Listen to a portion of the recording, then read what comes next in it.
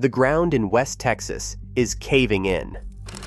Right now, beneath the most powerful oil fields in America, the Texas Permian Basin is caving in, and a 200-foot sinkhole is actively expanding with no signs of stopping. This is not a pothole.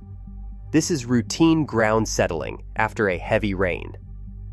The earth is collapsing from the inside out, swallowing land whole, cracking foundations, threatening pipelines that carry fuel to millions of Americans, and burying entire communities on top of what scientists are now calling a hollow, crumbling underground nightmare. And here is the part that should stop you cold. Nobody is talking about this. The oil companies drilled their wells, made their billions, and left. Thousands of abandoned wells, unplugged and forgotten, scattered across the Permian Basin like open wounds in the earth. And for decades, while nobody was watching, water has been silently eating through salt caverns that are 250-million-year-old, ancient underground formations that were the only thing holding the surface together. Now those caverns are collapsing, and the ground above them is going with it. Scientists have already identified over 50 active zones of underground deformation across the basin. 50 separate areas where the earth beneath your feet is no longer solid, and the sinkhole keeps growing. But this story gets stranger, because when researchers drilled into the collapsing salt beds to understand what was happening, they found something buried inside that nobody expected. Something ancient.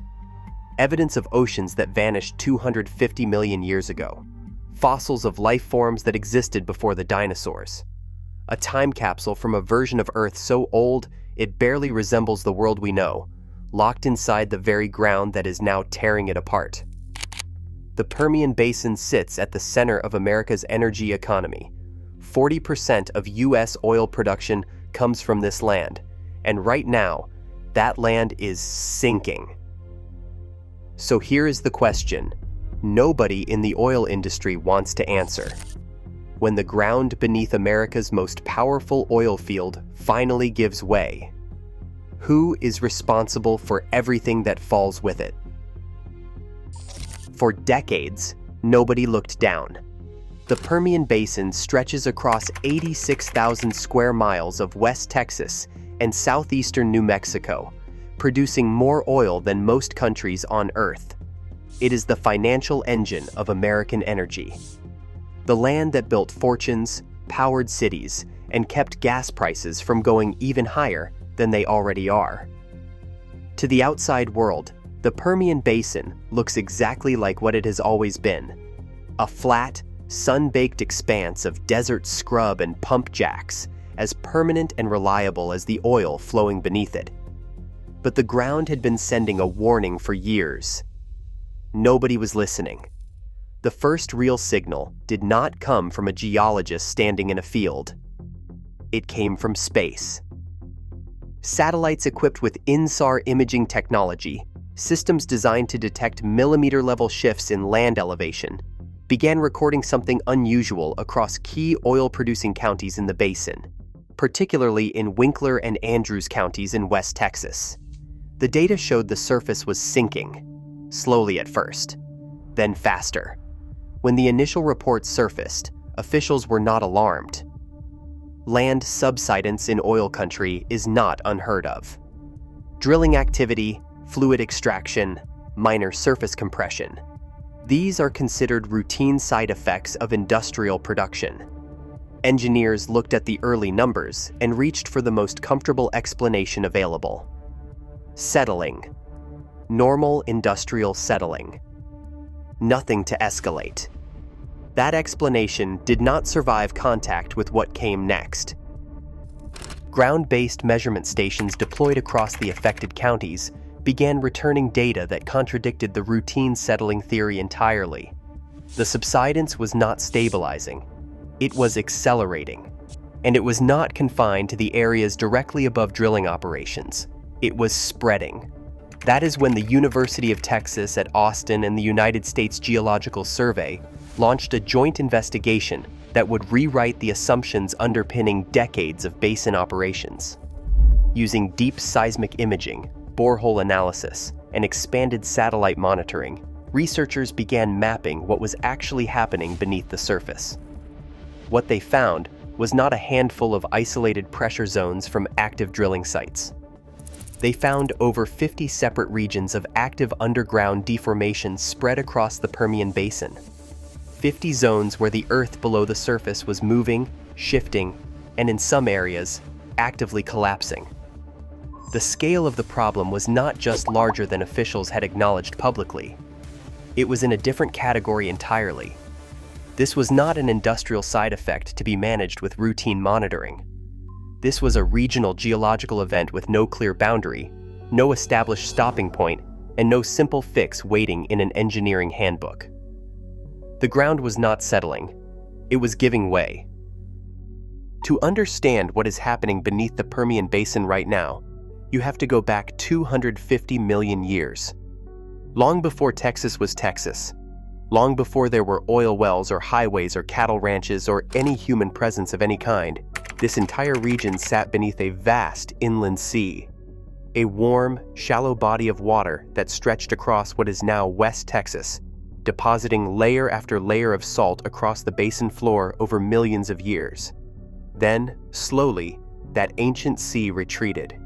The water evaporated. The salt stayed behind, compressed over time beneath thousands of feet of rock and sediment into enormous subterranean formations. Salt beds so thick, so densely packed, that they became the structural backbone of the land above them. For 250 million years, they held. That is what is collapsing now. When researchers deployed deep seismic imaging equipment and borehole sensors into the affected zones across the Permian Basin, what they found underground stopped them cold. Beneath the surface, in areas spanning several kilometers across, those ancient salt formations were gone. Not cracked, not weakened. Gone. Dissolved. Replaced by enormous underground voids, hollow chambers carved out of what was once solid geological foundation. The mechanism destroying them is groundwater. As water migrates through the subsurface layers, it makes contact with the salt formations and begins dissolving them. Slowly at first, then with gathering momentum as the chambers grow larger, the surrounding structure weakens and more water finds its way in. The salt formations essentially act as a sponge in reverse. Instead of absorbing pressure, they vanish under it, leaving behind unstable caverns that can span hundreds of feet and hold nothing above them except the weight of everything built on the surface. Texas has dealt with sinkholes before. The state's geological history includes scattered surface collapses, most of them modest in scale, relatively contained, and manageable with standard engineering responses. What is happening in the Permian Basin belongs to an entirely vast, different classification. These are not isolated surface events triggered by a single weak point. These are vast, interconnected collapse zones spreading across multiple counties, far below the reach of any surface intervention, driven by a dissolution process that has been building for decades and shows no sign of slowing. What makes this so difficult to fully absorb is the visual disconnect. Stand anywhere in the affected zone and the surface looks completely normal. Flat desert, hard-packed ground, the same landscape that has defined West Texas for as long as anyone alive can remember. But beneath that surface, in places no human eye can reach, the foundation is hollow. And hollow ground, under enough pressure, does only one thing. It falls. The salt caverns did not start dissolving on their own. Nature created the vulnerability, but the oil industry turned it into a crisis. And the evidence of exactly how that happened is now sitting in the data files of researchers who spent years piecing together the geological sequence that brought the Permian Basin to this point. What they found is not a single cause. It is three compounding forces that built on each other over decades until the ground itself had no choice but to give. The first force is fluid injection. Oil production does not just extract from the earth, it pumps back into it. Enormous volumes of wastewater generated during drilling and extraction operations are regularly injected deep underground through disposal wells.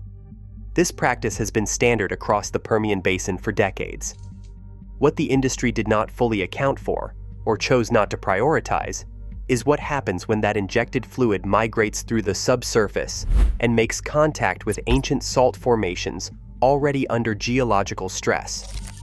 The answer, written clearly in the seismic data now being studied, is accelerated dissolution.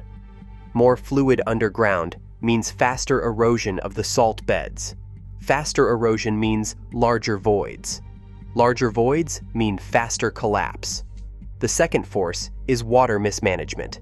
Decades of intensive industrial activity across the basin have disrupted the natural movement of groundwater through the region's geology.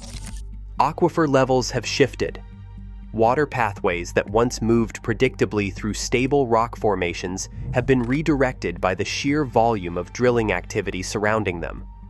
The result is groundwater reaching salt formations it was never historically in contact with, feeding the dissolution process from angles that geological surveys conducted before mass extraction began never anticipated. The third force is the abandoned wells.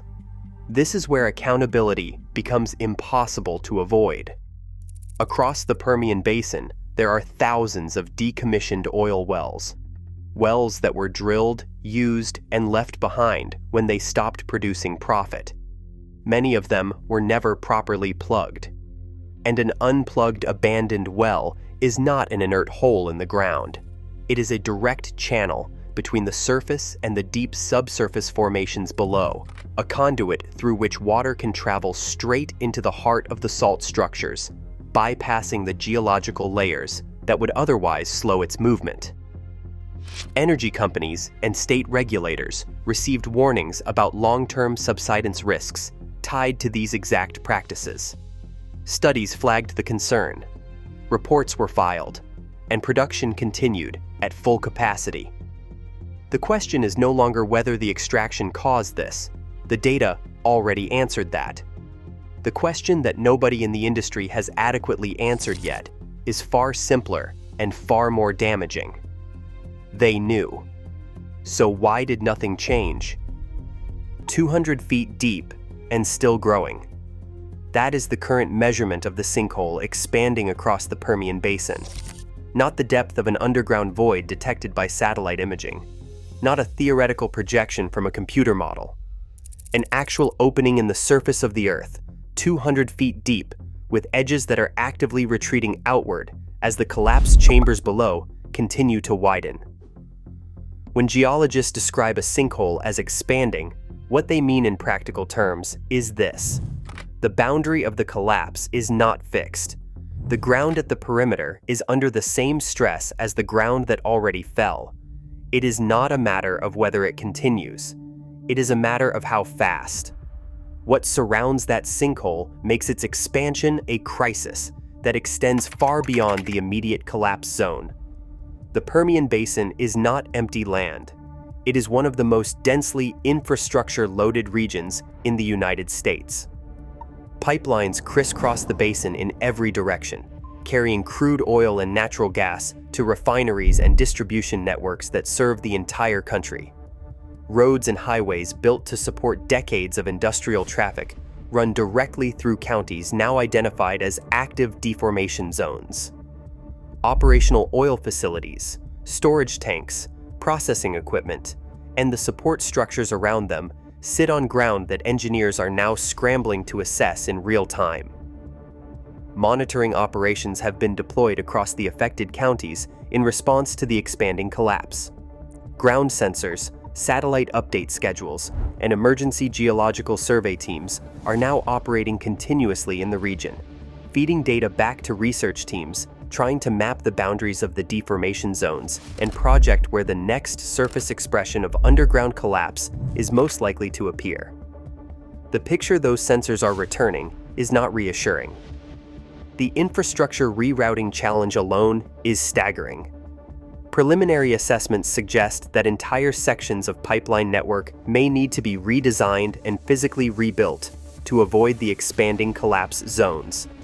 The engineering cost of that undertaking runs into figures that no single company currently operating in the basin has volunteered to absorb. And then there are the communities. Small towns and rural settlements throughout the affected area sit on land that is now under active geological monitoring.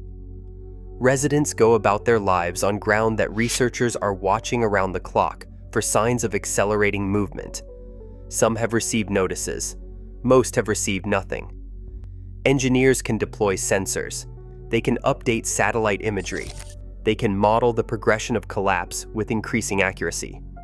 But across the entire body of research now focused on the Permian Basin's expanding sinkhole, one capability is conspicuously absent. Nobody has a proven method to stop it. Nobody expected the collapse to give something back. When researchers began extracting drill cores from the destabilized salt beds beneath the Permian Basin, the goal was purely diagnostic.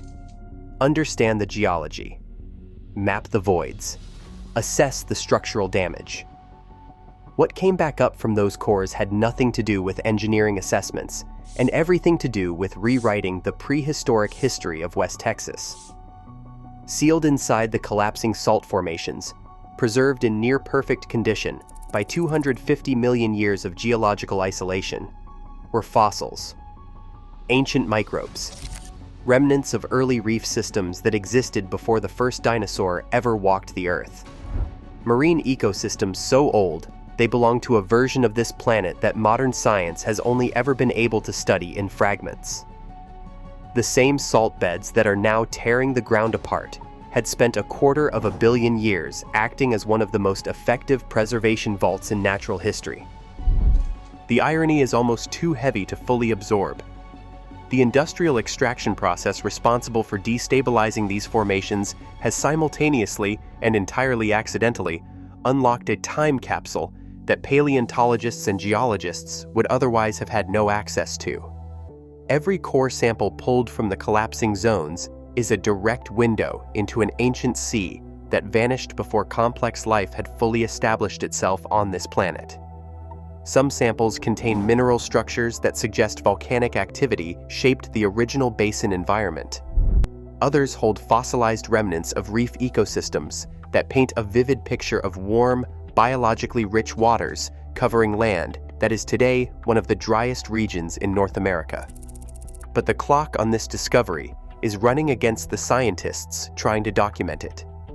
The same collapse accelerating beneath the surface is destroying these formations faster than research teams can extract and analyze them. Every week of continued subsidence potentially erases biological and geological records that took hundreds of millions of years to form. The Earth is being emptied of its foundation, and in the process, it is surrendering the deepest secrets it ever held. The sinkhole does not exist in an empty desert. People live here, families who built their lives on Permian Basin land, whose homes and ranches and small businesses sit above the same geological formations that researchers are now watching collapse in real time. Ranchers who have worked the same land for generations are watching the ground shift beneath cattle pastures their grandparents broke by hand. Communities that grew up alongside the oil industry, that accepted the noise and the truck traffic and the industrial presence because the prosperity that came with it was real, are now receiving monitoring notices that raise questions nobody in a position of authority is rushing to answer. The economic stakes extend far beyond property values and local livelihoods. The Permian Basin produces roughly 40% of all oil output in the United States.